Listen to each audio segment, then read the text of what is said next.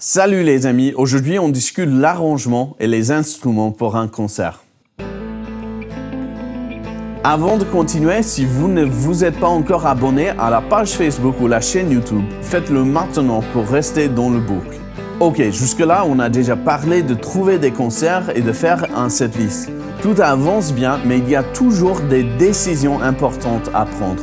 La prochaine chose que je détermine, ce sont les instruments et les arrangements des chansons.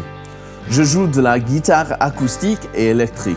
Et si je voulais être vraiment aventureux, je pourrais peut-être y rajouter le clavier. Mais cela me présente un choix. Pour chaque chanson, je joue quoi? Électrique ou acoustique? Je joue quelle partie? J'utilise des pistes d'accompagnement ou pas? D'abord, peut-être c'est le choix d'un arrangement. Il faut savoir quel type d'atmosphère on veut créer pour bien choisir l'arrangement. Par exemple, avec ma chanson Father, j'ai une gamme d'options. Je peux faire une prestation intime où je joue doucement sur une guitare acoustique et je chante. Je peux la jouer de façon un peu plus robuste, mais tout en gardant une ambiance acoustique. Pour ça, j'emploie une pédale boucle. Mais ça reste ma guitare acoustique et ma voix. Si je veux augmenter un peu d'élan, je fais avec mes pistes d'accompagnement. Et voilà, 3 niveaux d'élan, d'énergie selon ce que je veux faire. Mais comment choisir? Il y a quelques facteurs conducteurs. Numéro 1, c'est quel type de local et quel type de concert. Si c'est un concert rock à fond, je vais normalement pas jouer la première version. Si c'est un concert folk, j'aurai besoin d'une bonne raison pour sortir les pistes d'accompagnement. Le local et le concert vont influencer le choix. Numéro 2, c'est où dans le setlist? Si c'est au début, je veux bosser pour bâtir un élan, je vais pencher vers les versions plus énergétiques. Si c'est entre deux groupes de chansons pétant d'énergie, peut-être j'irai vers quelque chose un peu plus reposant. Numéro 3, qu'est-ce que j'ai envie de faire? Personnellement, j'aime changer les arrangements afin que je ne m'ennuie pas. Si j'ai déjà joué cette chanson avec des pistes d'accompagnement plusieurs fois, je vais peut-être vouloir faire différemment. Avant d'adopter cette mentalité, il faut reconnaître que je chante Father depuis à peu près 20 ans. Je l'ai maîtrisée et je la connais bien.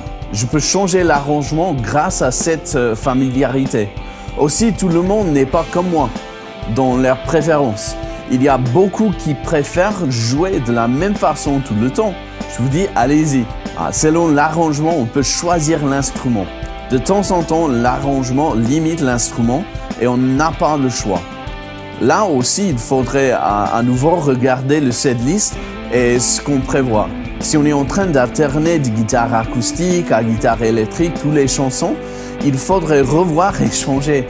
C'est embêtant et ça tue l'élan. On veut enchaîner un peu pour éviter des pauses entre les chansons.